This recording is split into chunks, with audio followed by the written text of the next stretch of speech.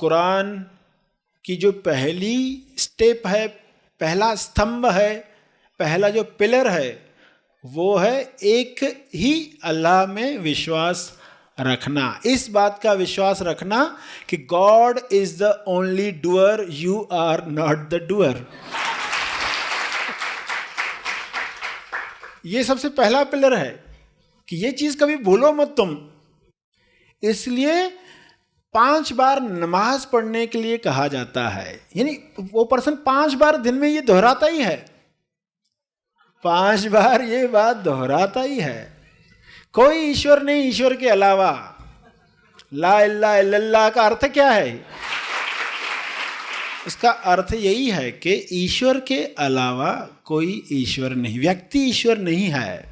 ये बार बार बताया गया कि कोई व्यक्ति ईश्वर नहीं है, एक ही ईश्वर है, वही डूअर है, तुम करता नहीं हो। और लोग ये 5 बार पढ़ते हैं, सुबह से लेकर रात तक वो 5 बार पढ़ते हैं। सुबह में पढ़ेंगे, दोपहर होने से पहले पढ़ेंगे, शाम ढलने से पहले पढ़ेंगे, यानी आफ्टरनून में पढ़ने वाले हैं, फिर शाम हो जाने के बाद और फिर दिन की समाप्ति पर। ऐसे 5 बार नमाज पढ़ते हैं, जिसमें ये बातें कंपलसरी दोहराई जाती है। उनको ये कहना ही है अल्लाहु अकबर, यानी God is great, God is great, वही ग्रेट है, वही सब कर रहा है। 5 बार नमाज पढ़ते वक्त क्या चल रहा है? हकीकत में ईश्वर की सराहना होती है, ईश्वर की सराहना। क्या सराहना? कि ईश्वर ग्रेट है, वही डूअर है, उसने ही संसार बनाया है, उसकी सराहना चलती है। मक्का की तरफ चेहरा करके नमाज पढ़ने के लिए कहा जाता है।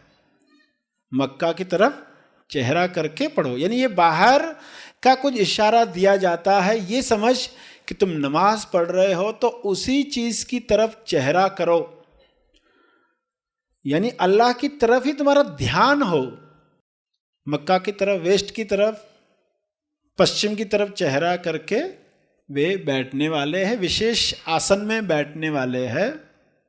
ये बाहर से दिख रहा है, हाथ ऊपर करेंगे, कृपा बरस रही है, कृपा को रिसीव करने के लिए ग्रहणशीलता का आसन है वो, तो वो हाथों को ऊपर करेंगे, नमाज पढ़ेंगे, और फिर अपने बॉडी पर वो हाथ घुमा रहे हैं, यानी वो जो कृपा रिसीव की है आप पूरी बॉडी में उसको आत्मसात कर लिया, ले लिया पूरा।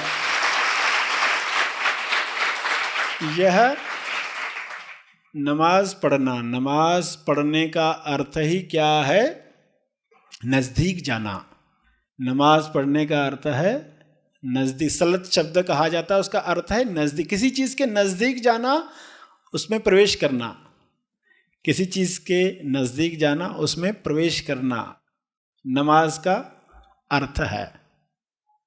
जैसे बच्चा माँ से खेलते खेलते दूर हो जाता है ना, कहीं दूर चला जाता है, फिर उसको याद आएगा नमाज पढ़नी, यानी फिर माँ के पास आके बैठ जाएगा, नमाज पढ़ेगा। तो ये हैबिट क्यों डाली गई? 5 बार तो वापस आए। तो माँ उसको खेलने भेजती भी है तो उसको एक आदत डालती है। नमाज पढ़ने की आदत क्यों डाली गई? खेलते खेलते फिर टाइम आएगा, क्यों हैबिट 5 बार नमाज पढ़नी ही है। तो नमाज पढ़ना यानी कि नज़दीक जाना, फिर उससे वो नज़दीक आता है, फिर थोड़ा मनन होगा, तो फिर वापस से जब माया में जाएगा तो संभावना है कि कुछ निर्णय सही ले पाए, संभावना है किसी के लिए नफरत जो जागी थी वो कम हो जाए, संभावना है जो कपट चल रहा था वो कम हो जाए। तो नमाज पढ़ते वक्त 5 बार मौका मिल रहा है इंसान को वापस सामने जाने का, नज़दीक जाने का, प्रवेश करने का। ये अगर चलता रहा तो हज हो सकता है, तो तीर्थ हो सकता है, तब वो इरादा ईश्वर के दर्शन का, हज का अर्थ ही है ईश्वर का दर्शन करने का इरादा, ईश्वर का दर्शन करने का इरादा, अल्लाह के दर्शन करने का इरादा।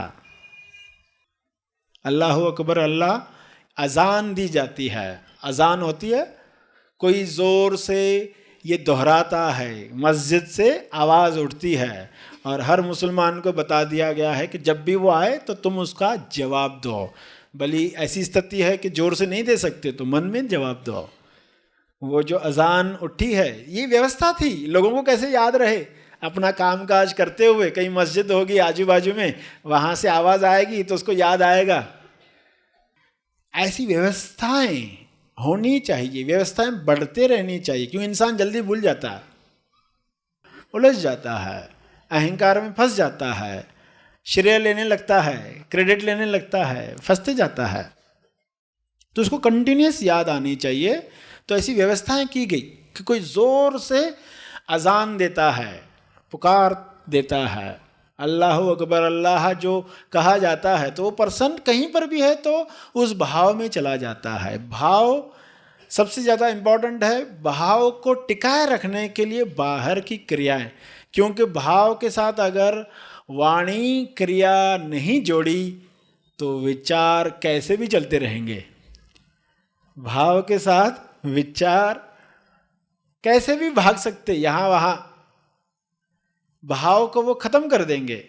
तो भाव के साथ वाणी और क्रिया दोनों जोड़ दी, यानी पर्सन को एक पोस्चर में बैठने के लिए कहा जाएगा, इस तरह हाथ उठाने के लिए कहा जाएगा, इस तरह की मुद्रा में बैठने के लिए।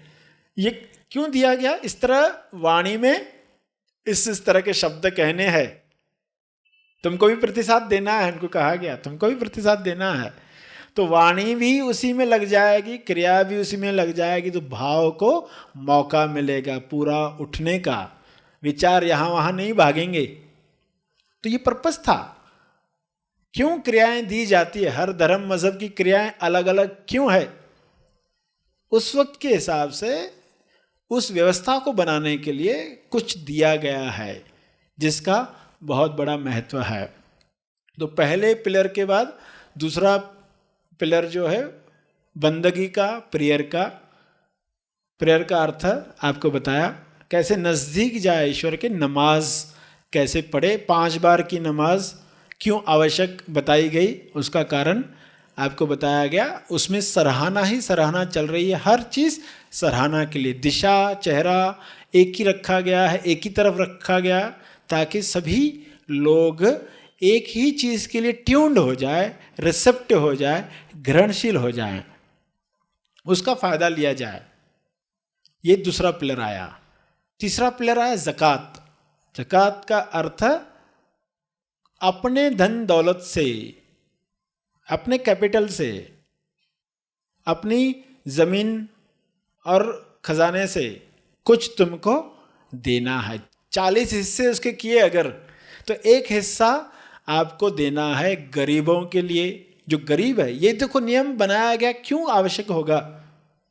भाईचारा मुस्लिम धर्म का नारा है, भाईचारा नारा है। ईश्वर के प्रति प्रेम, ईश्वर को प्रसन्न करने का इरादा, ईश्वर को, अल्लाह को प्रसन्न करना है। और अल्लाह प्रसन्न होता है जब कोई उसके बंदों को प्रसन्न करता है, तो अल्लाह प्रसन्न होता है। तो फिर उनका मूल नारा ही था भाईचारा।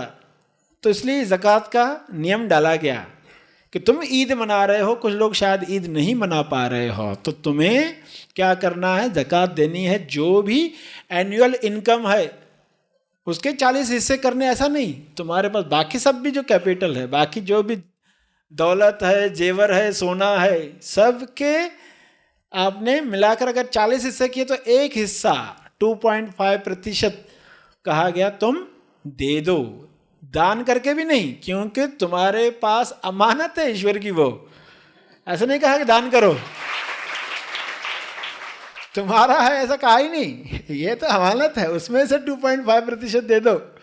तो किन लोगों को दे दो? कि जो उस कम्युनिटी में, जो उस धर्म में जो आजू बाजू में लोग हैं, जो गरीब है, जो गुलाम है, तो गुलामों को आज़ादी दिलाने के लिए वो धन दो, गरीबों को खाना खिलाने के लिए कुछ धन दो, विधवाओं के भले के लिए धन दो। ये कंपलसरी बताया गया। ये तीसरा पिलर है, तीसरा स्तंभ है इस्लाम धर्म का। और चौथा जैसे बताया रोज़ा है, रमज़ान का महीना है, इसमें ये उपवास तो करना ही। और बीच बीच में कई बताए गए हैं, सबसे मुख्य ये बताया गया क्योंकि इसमें मनन होने वाला। तो फिर पेट का भी, पाप का भी, पैटर्न्स मान्यता पीएम का भी उपवास जब हो गया तब वाकई में रोज़ा हुआ। कोई सोच ले मैंने खाना नहीं खाया रोज़ा हो गया, तो उसने पूरा अर्थ लिया ही नहीं। पूरा अर्थ लेना है तो कंप्लीट उपवास होना चाहिए। कंप्लीट उपवास इसलिए भी कहा गया कि जो अमीर लोग हैं जब तक भूखे नहीं रहेंगे तब तक किसी भूखे की फीलिंग को समझ नहीं पाएंगे। किसी की फीलिंग समझने के लिए भी उसमें से गुजरता है, जब कोई क्या तकलीफ होती है तो वो समझ पाता है। तो इस तरह ये कंपलसरी कहा गया कि जो भी रख सकता है, यानी बच्चे नहीं रख सकते तो उनको छूट दी गई, बीमार है उसको छूट दी गई। मगर ऐसा नहीं कहा बीमार छूट तो ठीक होने के बाद फिर रखना, उनको कहा गया जब ठीक हो जाए। बूढ़ा है तो नहीं रख सकता तो उनको छूट दे दी गई। और इससे अलावा जो आत्मसंयम रोकना, जो बात आई, आत्मसंयम कैसे बढ़े, संकल्प शक्ति कैसे बढ़े, जब कर पाएगा पर्सन तो उसका आत्मविश्वास बढ़ता है कि वो कर पाएगा। क्योंकि वो नहीं होता तो ईमान डोलता है, ईमान डगमगाता है। तो ये कैसे आत्मसंयम बढ़ाने के लिए भी दिया गया। देखो कितने सारे फायदे हैं, उस तरह का सब दिया गया। भूख क्या याद दिलाए, वो कौन सी उपासना करवाए, उससे उपासना होनी चाहिए, मनन होना चाहिए। तो इतना बड़ा मौका क्रिएट किया गया कि लोग उसका पूरा फायदा उठाएं, इरादा करके उठाए। फिर इंसान हज की तैयारी करेगा, हज से जाकर आएगा और फिर कंप्लीशन होगी, आत्म साक्षात्कार हुआ, उसकी ईद मनाई जाएगी। ये 5 पिलर दिए गए।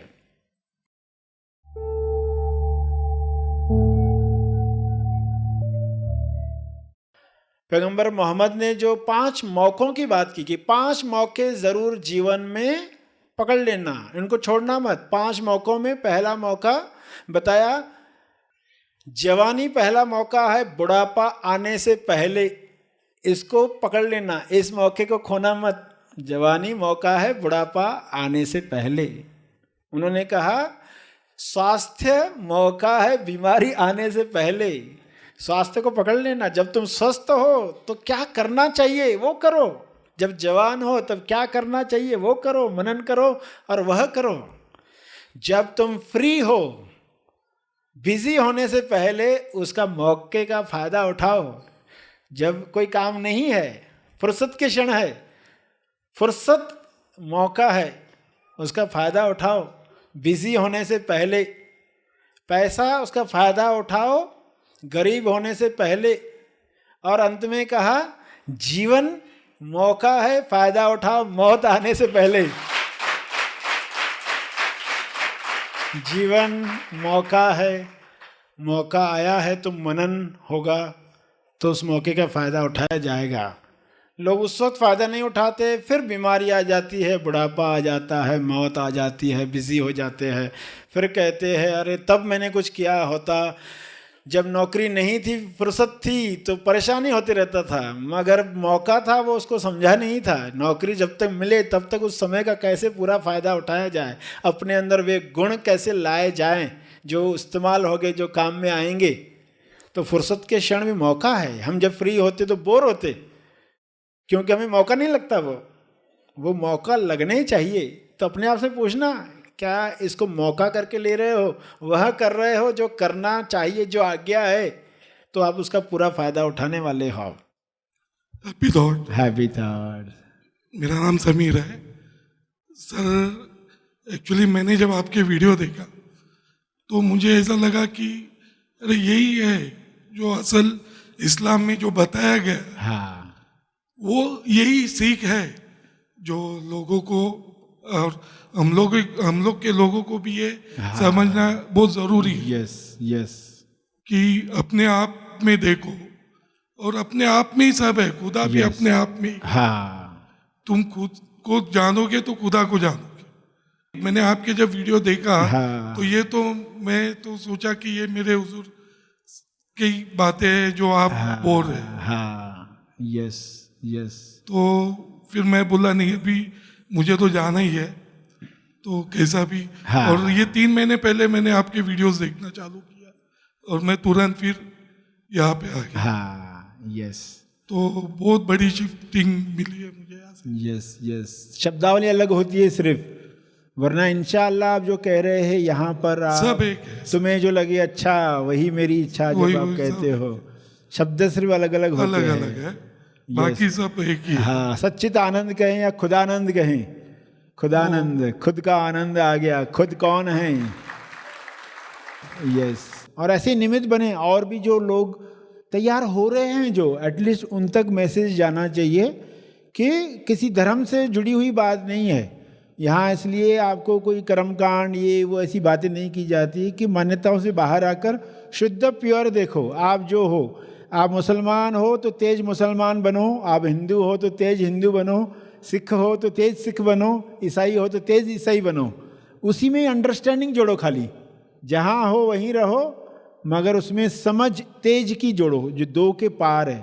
सुखी से भी मुक्त हो गए, खाली दुखी से मुक्त नहीं हुए, सुखी से भी मुक्त हुए, तो ऑटोमेटिक प्रेम ही आने वाला है, ऑटोमेटिक आनंद ही बरसने वाला है। कृपा जिसको कहा गया है, दुआ भी जो निकलेगी सभी के लिए यही निकलेगी कि सभी सत्य जाने। आज विश्व को किसी नए धर्म की नहीं बल्कि सभी धर्मों को जोड़ने वाले धागे की जरूरत है।